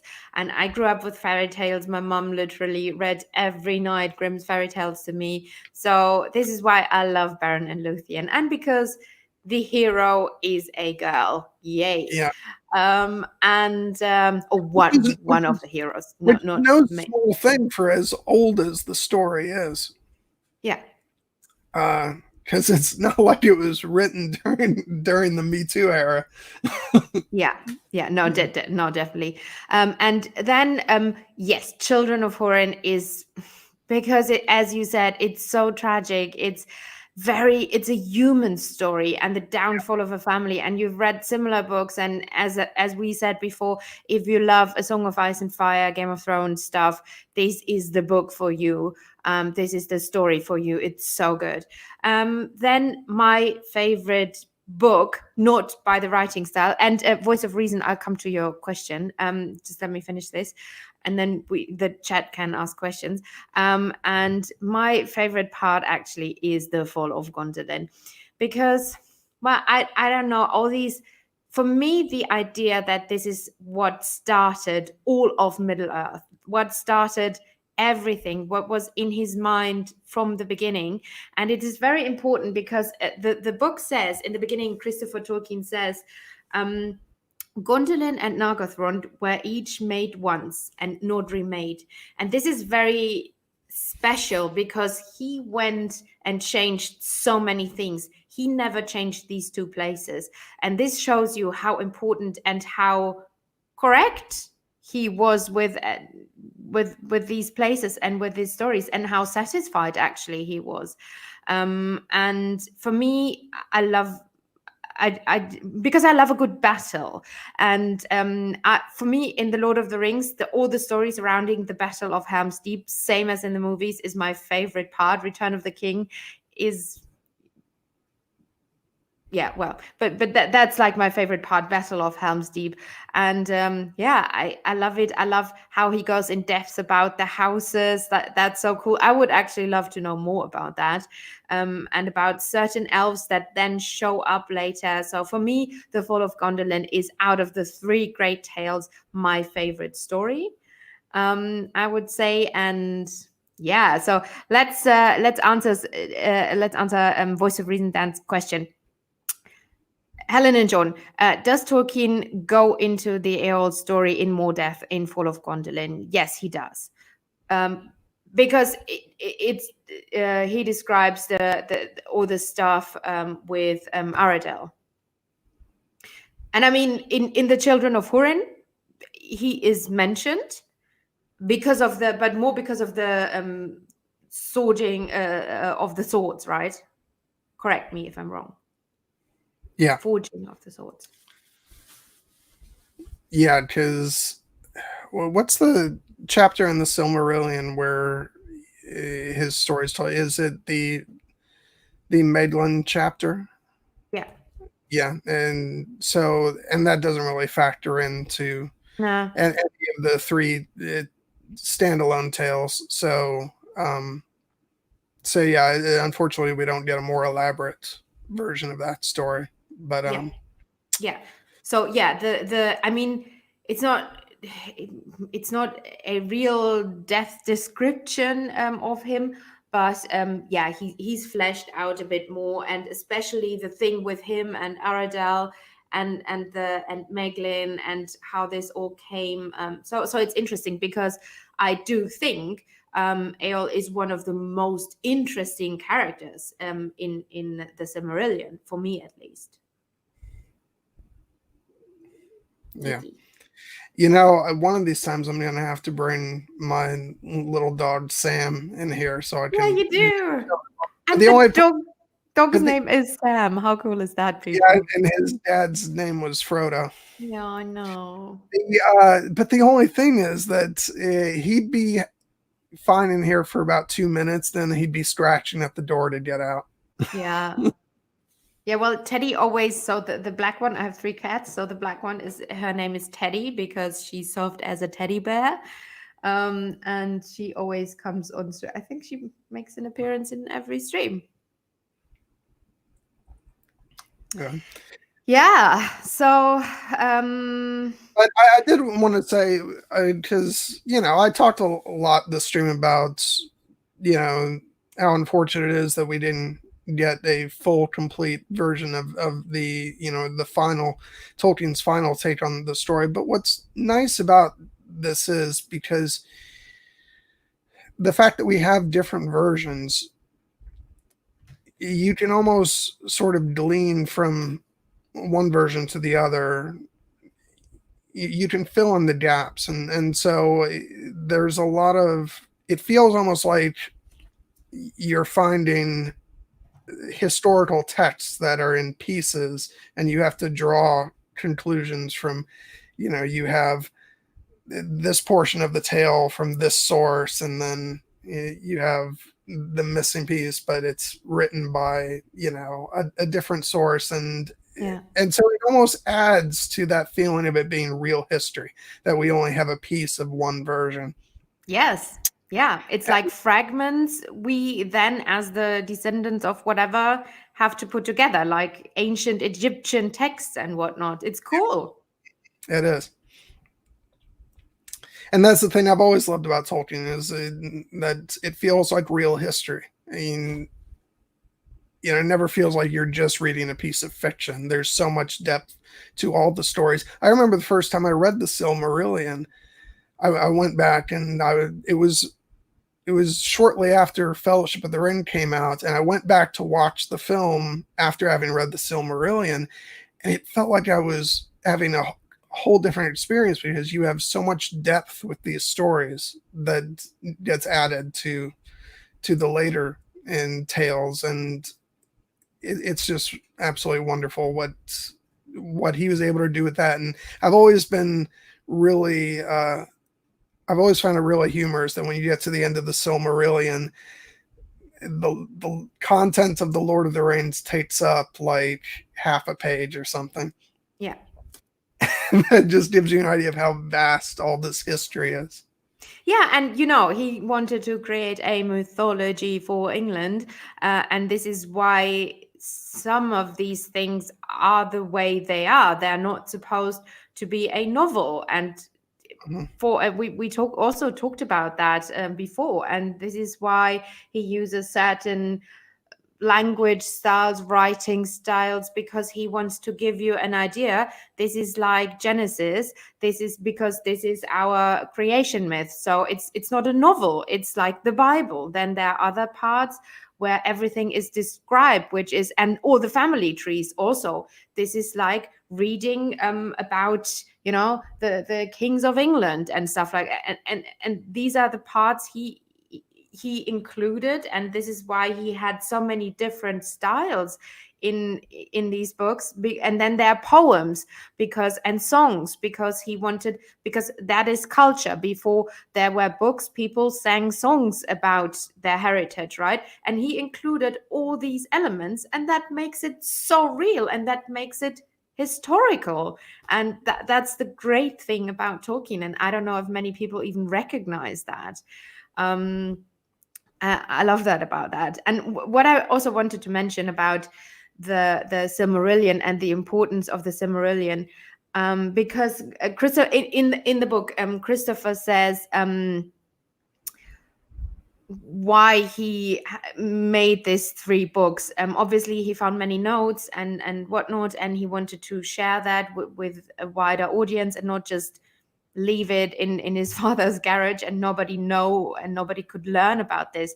But he said he actually wanted to give the stories a deeper meaning, that most people know the Lord of the Rings, right, and the Hobbit, and he wanted to give this a historical and deeper meaning, and which you don't know, because actually, I mean, he wrote the Silmarillion before, and the story is the prequel to the Lord of the Rings, and there are so many things mentioned, like Aragorn singing about Beren and Luthien, and if you don't know about the Silmarillion, if he wouldn't brought out these books and gave us these books, we would be like, who are Beren and Luthien? What do I care? But these were the people Tolkien started with, and and this was the foundation of all of we know today.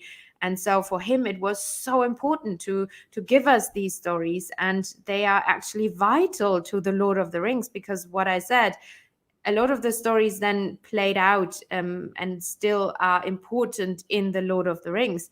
And the Lord of the Rings is actually, as he literally states, that it's not a sequel to the Hobbit, because many people think that the Yeah, Lord of he considered it a sequel to the Silmarillion. He actually tried to get them published together because he saw it as one continuous story. Yeah, and the publisher was like, what the hell is this? No, give me something else. And then he gave him the Lord of the Rings, but he didn't want it to be in that order. That's the problem. Yeah, which I would kind of take issue with Tolkien's opinion on that a little bit, because I think that, especially in the beginning, The Lord of the Rings is very much a sequel to The Hobbit.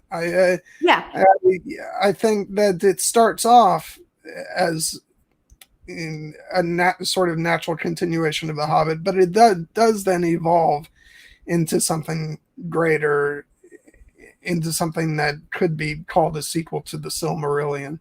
Yeah. So I think it's somewhere in the middle. Yeah.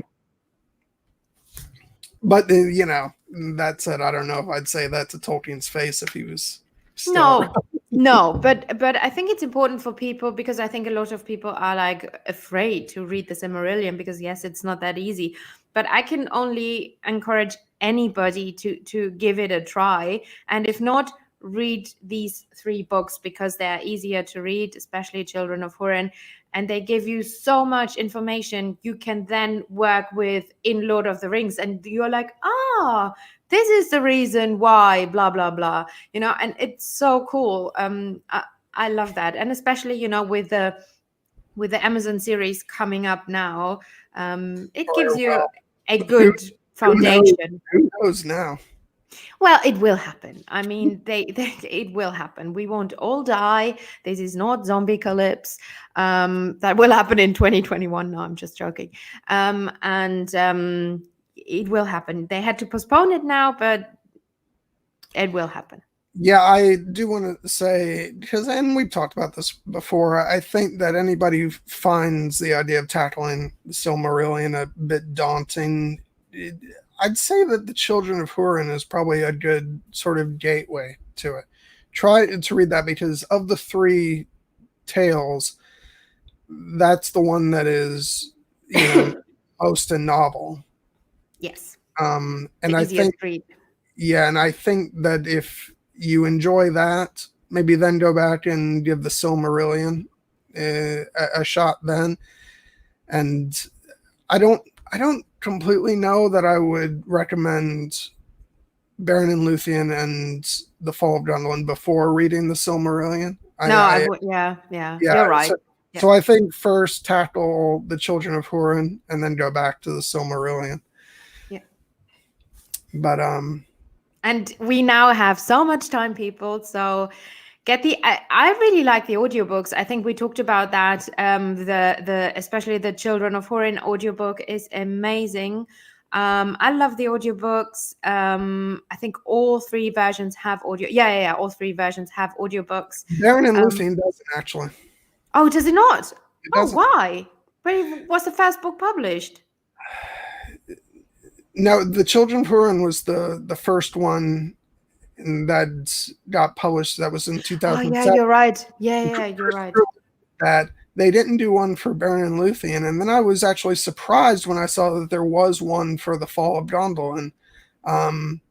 They actually have two separate voices reading. One is for standing in for Christopher when he interjects with notes and stuff, and then another voice for the actual text of the stories. Yeah. Good. It did come in handy for this one, so I was glad that they did it. But yeah, it's a shame that they didn't do one for Baron and Luthien. Yeah, I prefer to read them and then do audiobook second, because all the name, and if you do something on the side while listening to the audiobook, you're like, what just happened? So better read them first. I did quite a bit of skip back 30 seconds when listening. Yeah, maybe. Yeah, but that's the thing then. But yeah, so anyone in the chat, anyone still here, do you have a question for John and I? Somebody mentioned your epic shirt. John, show your shirt. And Gemma loved your hat. I remember that. Now they're talking about snacks. Yeah, it says the North remembers. Yeah, so show your shirt, John. We want to see. I did. I just showed it. Did you not see it? Yeah, what is the writing there? I can't read it. It says the North remembers. Is it a Sanri shirt? No. I got this in the store. I have my one measly Sanri shirt, but I'm gonna be getting both of the ones she made for Ice and Fire Con. Very good. Then what is Gemma actually has a real question. What are you doing next, guys? When is the next live stream? So, John, what we even haven't discussed. Well, we still don't have a name for what this one was. Exactly. This is the stream with no name, because John and I, this is our fourth stream. Yeah. We had one, Why We Love Tolkien, then all of the three. This is the third on the three great tales. So we need a name, people, for this stream. And yes, I think, while the world is ending, John, maybe we can do this as a live stream again. I think it's fun.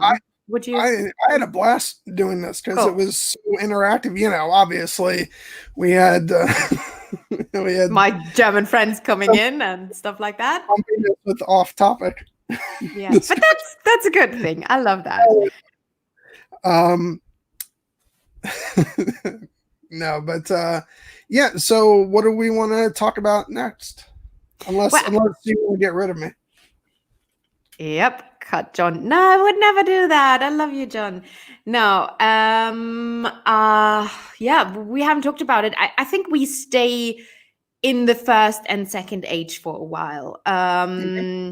And we will obviously, but there's so much time till this show comes out, and there's so many topics still to cover in the Silmarillion. So we'll come up with a really cool topic. Maybe if you guys have an idea, because this also helps, just comment below or just say how awesome we are in the comments below and suggest something to us or DM us. Gina asks, yeah, we'll get to your question, Gina. And we will find a cool topic because there's so much stuff to talk about.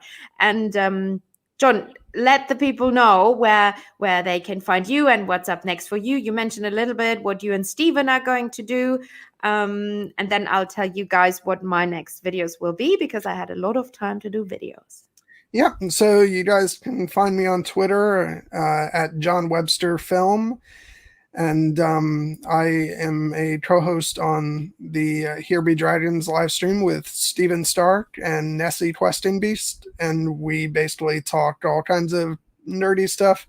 This weekend on Sunday, we're going to be taking a deep dive into episode 6 of HBO's Watchmen, which is the episode "This Extraordinary Being," which I think was a pretty amazing hour of television. And then I think the week after that, we're diving back into the second half of Picard. Yay! And then we'll see where it goes from there. I am really pushing to get that Dark Crystal stream sooner rather than later. The weird puppets. Okay. Perfect. Cool. Yeah, definitely follow John. He always sends out funny tweets. He loves Keira Knightley. I love Keira Knightley, by the way. I think she's amazing and gorgeous. And yeah, so what's up next to me? And then Gina will come to your real question. So I did a video on I said that last time, but I didn't have time to edit it, but I finally edited it and I hope I drop it tomorrow. If my internet holds, a video on Angmar and the Witch King of Angmar. And then I have another video series I'm starting about the family trees, which I told you about. So I have to record that. I wrote 2 videos on the elven family trees and the kings of Numenor. That will come out. So that will be a new series like Places of Middle-earth, I will explain. And then family trees of elves, Numenorians, Gondorian kings, and houses and stuff like that. Those will be a few videos, and yeah, that's it. And then I have Carol return. She has internet again, and Carol and I will have a podcast. Our podcast, this is not a live stream, but we have a podcast, The Fellowship of the Bling. Yes, that name is epic. And we talk about Tolkien and religion and C.S. Lewis. We compare Tolkien and C.S. Lewis and their view on Christianity and religion, which is a really cool topic. And yeah, that's it for me. And now we can answer Gina's question. She wanted to know about the origin of orcs. So, John, go. Oh, okay. Yeah, the orcs are originally elves who were basically ensnared by Morgoth, and God, I don't want to just give the quick once over that the origin gets in the film Lord of the Rings when Saruman is giving his little speech to his creation, but because it is delved into in the Silmarillion, it's just I don't remember the exact circumstances. Weren't they among the early elves that awoke in Middle Earth, and they were sort of wandering about, and they were taken by Morgoth and basically never heard from again, and he turned them into the orcs. Yeah, exactly. So because Morgoth, he wanted to be a creator. This is also what Carol and I will talk about, the ability of gods to create. But there's just one god, Eru, in this world, and he's the only one who can create. But Morgoth always wanted to create. So he wasn't able to do that. He just could work with something that was already there. So the elves awoke in Cuivennen. And then Morgoth came into the picture, and he catched them and he corrupted them. And so the first orcs came along, and then he bred them, and, they changed.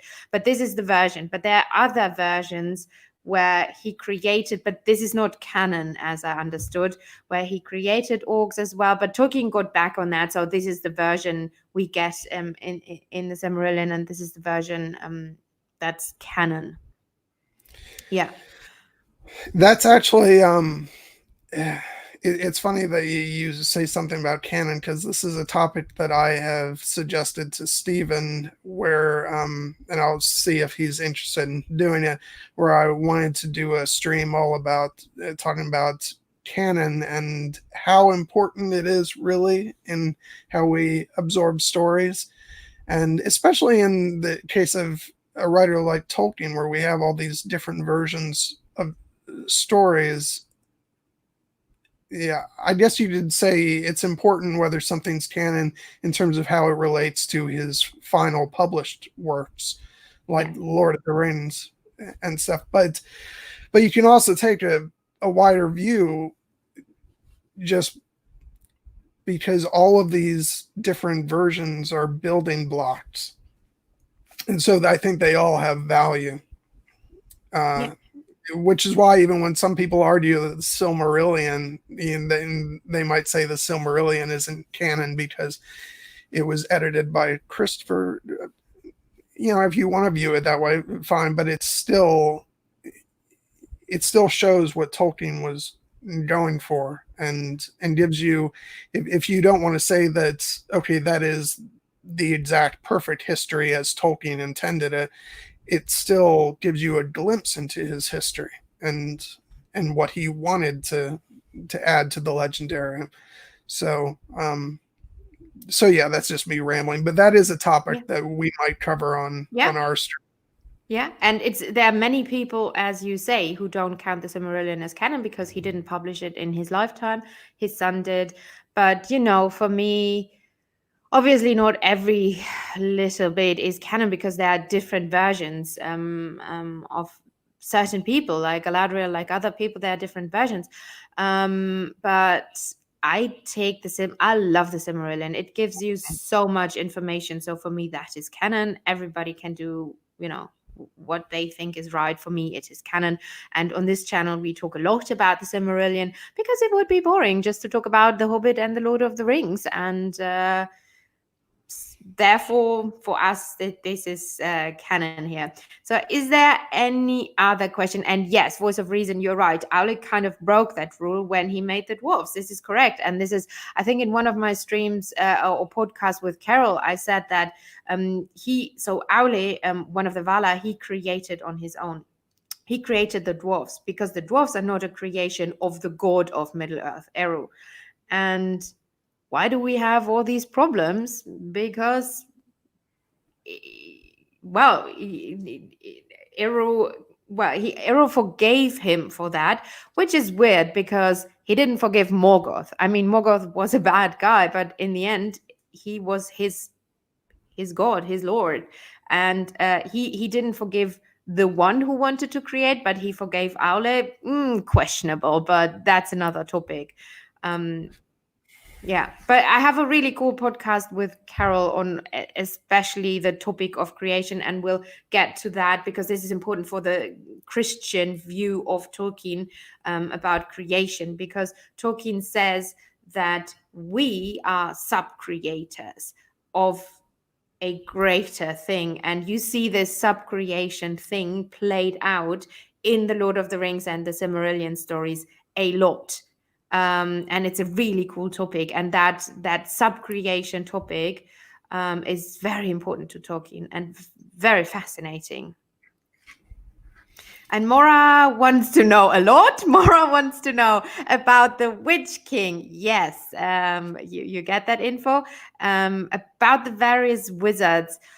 Oh, yeah, I think there are a lot of Mora. The thing is, there are a lot of good videos about the wizards, and they are third age. So as of now, I want to focus on first age and second age and the time before the ages, and third age then to come, because the wizards are third age. They come in pretty late in the game, actually. And what I want to focus on this channel, because I know who is Gandalf, probably gives me a lot of clicks because a lot of people are interested in that. But there are so many videos on that already. So for me, it is important to talk about things people don't know that much. And Although on the topic of Gandalf, it's one of the little things that I love in the Silmarillion is that in the very beginning, before the Silmarillion proper begins, you have the early sections that talk about the different Valar and the Maiar, and he is mentioned and that not by the name Gandalf, but by one of his other names. And it's just great because it gives you like this, it's like this little piece of information for later down the story. He's not going to play a role yet, but but Tolkien's sure to include him there he was there from the beginning. Give him that place in the story. And so I love and the fact that he's not referred to by Gandalf, but he is. But what was his name? Arume. Oh gosh, I forgot. Lauren. Oh, Lauren. Yeah, exactly. Yeah. And then I think it also says also known as Mithrandir, which we do know from Lord of the Rings as one. Yes, Galadriel calls him Mithrandir. Yeah. Yeah. Yeah. And Dan says how Glorfindel was sent back to Middle Earth would be definitely that's on my list. I want to do a video about Glorfindel. I want to do a video about Ecthelion and about those two, I think. Yeah. Mm-hmm. And I just wanted to say real quick, because Secrets of the Citadel just said, really needed this today more than you realize. And what's great is that, even for me, we got talking about all this stuff, and for a while I forgot about all the stuff that's going on. Yeah, same. In the real world, and it's nice because we need this kind of stuff to get through this. And I think I speak for a lot of people when I say I'm bummed that our conventions are kind of being put on hold. Ice and Fire Con isn't happening next month, and we don't know yet what's going to happen with Con of Thrones in July. But we've all got each other on here. We're a big family, and we'll get through this. Yeah, we will. And as we said, John and I will continue this live now for during the apocalypse. And you go to us and many other creators who are doing the same, actually. And there'll be so many there, epic live streams on Westworld by Robert and Kyle and Aziz. They have cool streams about The Witcher. And as John says, this actually, you're so right. And I'm almost tearing up. But I really forgot that what is happening out there for the 2 hours we're streaming now. And I hope, you guys feel the same. Oh, sorry, I'm crying. Good. Okay. So is there anything else you guys want to ask before Helen tears up. Before we say goodbye, I just had a blast doing this. This was so much fun. Same. Yeah, same. And we prepared it for, I think we wanted to do it last week, then we couldn't. And so, all good. Cool. I think that was it. It's very late for Helen. It's midnight. A new day has started. And it's trying to hear voices to it. I need to Skyping my people more. Yeah, we do. And it's a cool thing, like Gina and Gemma literally became like my family and other people, JR and Robert and all. And we talk all the time now. We did that before, but we talk even more now. Now they came to my chat, and we are all one big nerdy family, which I never had before, and it's really cool, and I'm thankful for that. And chat to us anytime you want. We're on Twitter, we are on Instagram, DM us anything. We both have a lot of time now. I mean, I'm working from home. But it's not as stressful as going to hundreds of meetings all day long. So it's a bit, the world, the speed and everything calmed down a bit. And we have more time for this and us. And maybe that's one of the good things that is happening right now. Yeah. And if you guys are on Twitter, be sure to swing by and say hi to me on there, because one thing that I have to say, and it's the reason why, I was gutted that Ice and Fire Con isn't happening next month, it's because I have met so many wonderful people over the past year, ever since Con of Thrones last year, and it's been a whole sort of new experience for me because I'm not a very social person. So I've loved getting to meet people, and I'd love to get to know all of you guys if I don't already. And so yeah, just thanks for stopping by. And Yeah, and we will all see each other one day. It will happen to all the people who haven't met us last year. It will happen if it's not in summer or spring. It will happen at a later time. So everybody, stay safe, stay healthy, stay sane. We'll be back, and have a good night or evening or whatever time it is for you. bye. Bye bye.